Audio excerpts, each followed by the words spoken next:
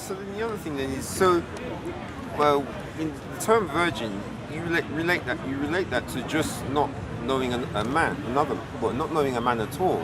Yeah. It's not to do with the baby coming out. No, she remains, this is it. This is another important thing. I'm glad you raised this. She is not, Jesus does not come out of her in the normal way. Yeah, that's what James. It is a miraculous birth. It's as if he's in her womb, being nourished by her for 9 months, and then he comes out of her in a mysterious, miraculous way that doesn't cause her virginity to be damaged. She didn't actually labour.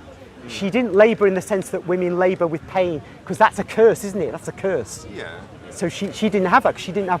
We say there's the other dogma, immaculate conception.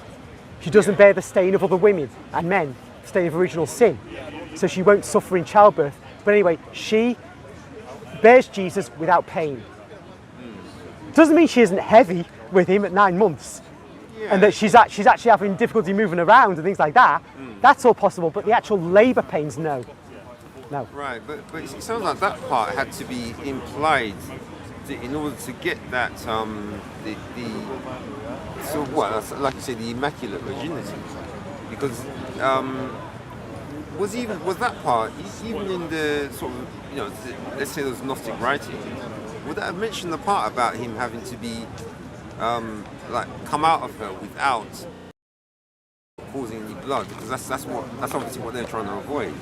I don't know what those Gnostic writings would say. Right. Forgive my ignorance. All right. But apparently there are some Catholic scholars, he said, who quote them.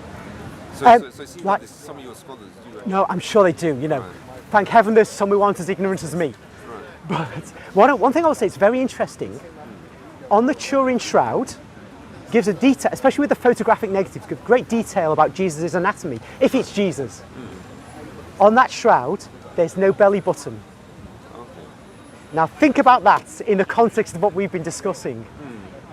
No belly button, because the Lord Jesus was not nourished by Mary in the normal way a baby would be in the womb. Okay. So when he comes out, there's no issue of what you're going to do about the umbilical cord. Just thought I'd just drop that in.